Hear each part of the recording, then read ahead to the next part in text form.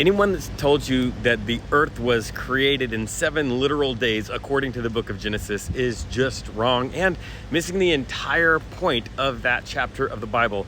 Because, it also says the earth is under a clear dome, which, of course, that's true too. Hi, I'm Jeremy. I'm a deep skeptic, also a pastor. It also talks about the flat earth resting on top of Sheol, or the deep, or the waters. And that's where it gets really interesting. So this place that's referred to sometimes as Sheol, sometimes as deep, sometimes as the waters, it's sort of the personification of chaos. And that's partly because in the ancient Near Eastern world at this time, this happens before kiln-fired bricks.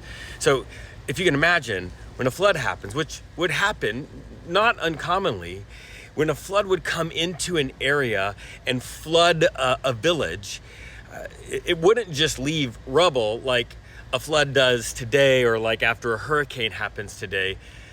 The flood would turn the bricks back into mud and would go back, and it would look like it had just pressed reset on the landscape.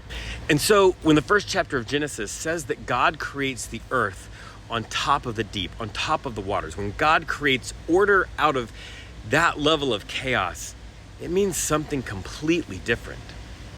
That content and a whole lot more is in episode 1 of my new podcast called Unbelief, the Unbelief Podcast.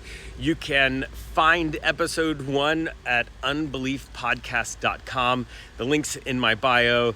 It's the podcast you've been asking for, and I'm so glad that you're going to get to hear episode 1. And of course, it's on Apple and Spotify and all the places.